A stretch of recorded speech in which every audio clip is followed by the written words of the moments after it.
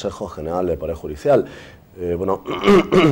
Los vocales, que son 20, son 20 vocales y además el presidente, pues según el actual estado de cosas, pues son 12 a carrera judicial, 8 que no, de esos 8, 4 los propone el Congreso, 4 el Senado, pero los 12 a carrera judicial los estaba proponiendo también, las asociaciones de jueces hasta un máximo de 36, pero luego era el Congreso y el Senado el que elegía de esos 36 los 12 finales. Parece que la reforma va a ir pues con la primera versión, ¿no?, que había la ley orgánica judicial, que consiste en que absolutamente pues todos los jueces del turno judicial, es decir, los 12 que son mayoría del Consejo, fuesen designados por las asociaciones.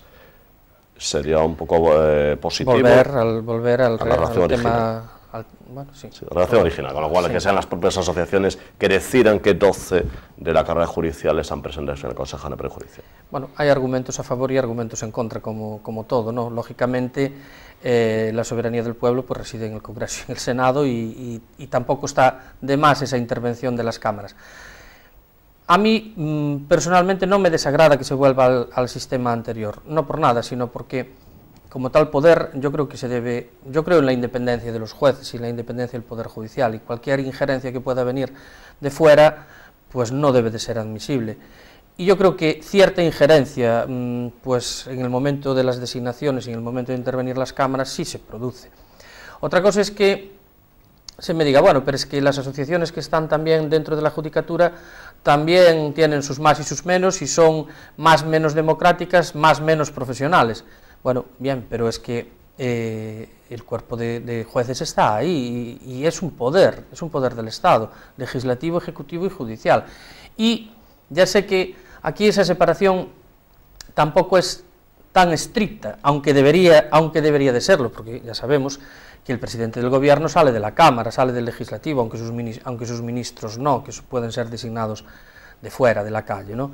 Pero siempre hay una interrelación entre los poderes, pero yo creo que esa interrelación lo más mínima posible debería de ser. Y en el caso de la justicia, si acaso, más, porque bueno, en la otra vemos que están ahí las elecciones, tal.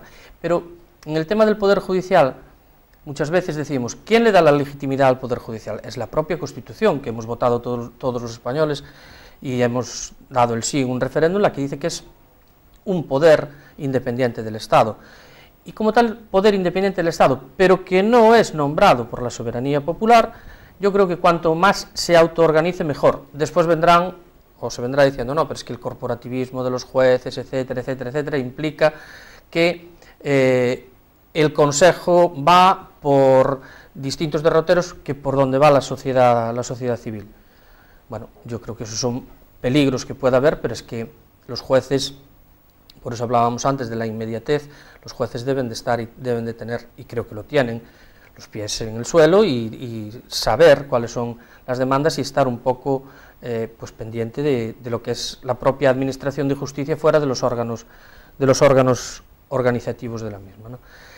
Yo, si me preguntaran en este momento, diría que sí, que se designase por parte de los jueces. También creo que es muy positivo que dentro del Poder Judicial existan personas que no pertenecen a la carrera judicial. No podemos olvidar que en la Administración de Justicia no son solo los jueces, son los funcionarios, son los abogados, son los procuradores, y ahí, pues hay que un poco dar entrada a todos los colectivos. Bueno, entonces esa parcela de no jueces ya estaría asegurada con esos 8 juicios de reconocida competencia que estarían presentes igual en el Consejo, a pesar de la reforma.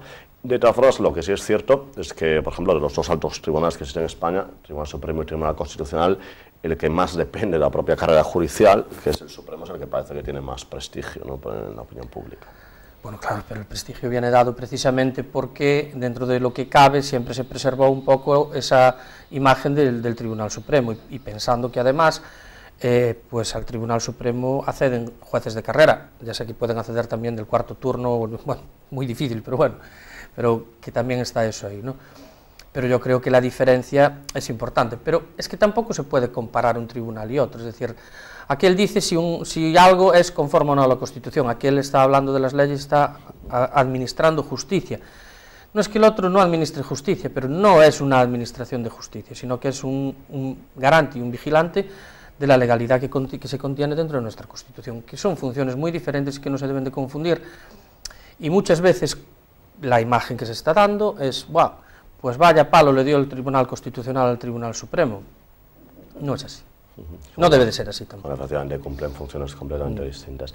Bien, otras reformas que se han avanzado por parte del ministro son reformas que tienen que ver pues, con las penas, ¿no? Parece que la posibilidad de una prisión permanente revisable podría tener cabida. Yo no sé cómo lo ve Comersino Galego, esa posibilidad de, en fin, una especie de cadena perpetua pero revisable, aunque no se le llamase así.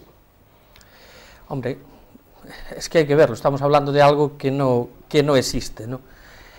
Bueno, pues todos vivimos y todos llevamos visto episodios pues, bastante graves en este país, sobre todo pues, con muertes violentas de menores, actos de terrorismo, que bueno, siempre se dice es que no hay que legislar en caliente, no, pero todo eso que pasó durante todos estos años yo creo que en la población dejó un pozo, y dejó ese pozo en el sentido de ver o de apreciar que esos delitos no estaban lo suficientemente castigados.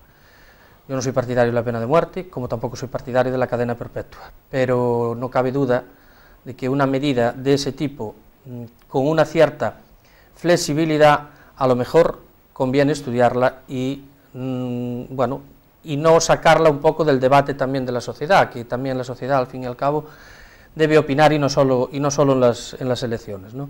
Entonces, bueno, yo creo que sería una cosa que habría que estudiar, que habría que, lógicamente, pulsar las sensibilidades de distinto tipo de sociedades y de asociaciones, de ONGs, de asociaciones de perjudicados precisamente por ese tema de delitos. Me estoy refiriendo a los delitos de terrorismo y a la violencia de menores, ¿no? Y verlo un poco cómo encajar. No suena mal, pero habrá que ver después la plasmación legal de todo eso. Y supongo el mismo espíritu de una serie de delitos que se han producido en los últimos años es el que parece que alumbra la posibilidad de modificar el tema de la reincidencia, ¿no? Que quizás es una de las demandas que había, es que quizás pues, aquellos delincuentes que reinciden una y otra vez en el mismo delito no reciben a lo mejor el suficiente castigo, digamos, para evitar que vuelvan a cometer el delito. Bueno, yo eso lo llevo diciendo ya muchos años y ya no vamos a hablar incluso de delitos, es que vamos a hablar de faltas. Es que muchas veces lo que genera lo que se llama la inseguridad ciudadana no es aquel delito por tráfico de drogas que culminó con la detención de una cúpula de narcos en cualquier sitio de España, ¿no?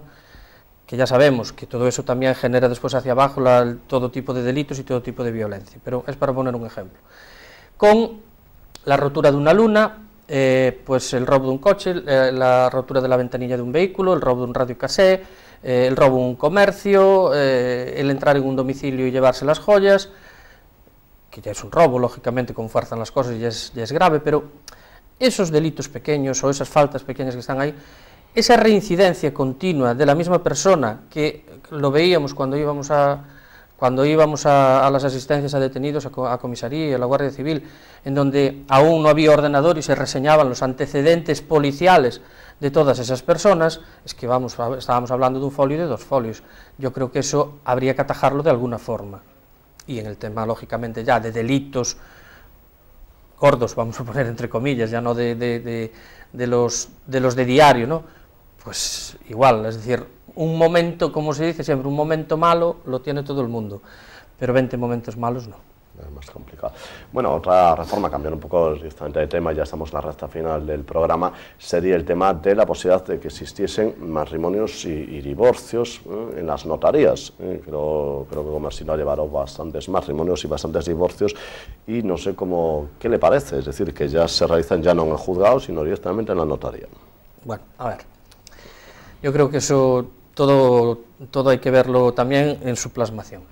Que los notarios intervienen y han intervenido siempre en temas de familia, está ahí, es decir, aceptaciones de herencia, particiones de herencia, y venían interviniendo también en los temas matrimoniales con las capitulaciones matrimoniales. ¿Por qué? Pues porque el matrimonio no se separaba, pero comparecía ante el notario y liquidaba su sociedad de gananciales, esto para ti, esto para mí, otorgaba una escritura pública y luego si se querían separar se separaban y si se querían divorciar se divorciaban. ¿Eso qué suponía? Pues que la parte económica que estaba detrás de ese matrimonio, que es la sociedad de gananciales con sus bienes, la resolvió un notario. porque hubo mutuo acuerdo, porque hay acuerdo, muchas veces estamos detrás los abogados precisamente de ese acuerdo. Si eso es así, y ya intervenían, ¿por qué ahora sí supone que esa separación? Yo en esto le diría a los profesionales que no tuvieran miedo, porque el abogado siempre va a estar ahí, y entonces que se realice la separación o el divorcio en el notario, cuando no hay menores, y lo único que hay que hacer es dividir los bienes, porque básicamente una separación o un divorcio de mutuo acuerdo ahora, sin menores, que lógicamente ya sería otra historia, porque tiene que intervenir el Ministerio Fiscal, una separación o un divorcio de mutuo acuerdo sin menores es un tema patrimonial, exclusivamente económico y punto. Entonces, ahí estaremos los profesionales también para asesorar, y al final, en vez de presentar una demanda con un convenio regulador en el juzgado, se presentará una solicitud al notario y punto. Yo creo que eso no tiene mayor trascendencia. También tengo que decir que no son las separaciones de mutuo acuerdo de estos supuestos los que atascan los juzgados, porque no ¿Por si acaso alguno cree que se va a desatascar el juzgado por También había el mismo recelo cuando las declaraciones de herederos para hijos y padres, para los sucesores directos, pues se llevó a los notarios y no pasó absolutamente nada. No pasó nada, por lo tanto la conclusión un poco es que cambiando el escenario no va para cambiar para nada la decisión final, ¿no? Porque ya el juez no intervenía demasiado en el tema. No. Muy bien, pues Gumersindo Galego, muchísimas gracias por acceder una vez más a la invitación de Abogado Responde. Gracias a vosotros. Muy bien, amigos, pues hasta aquí otra edición de Abogado Responde. En próximas semanas, como hemos anunciado al principio, palparemos pues las opiniones de otros profesionales, en concreto del Colegio de Abogados, del Colegio de Procuradores, del Colegio de Notarios. Seguiremos palpando un poco esas opiniones sobre las reformas que se avecinan en la Administración de Justicia. Aquí en Abogado Responde, como no, aquí en Televisión de Faro. Hasta la próxima semana.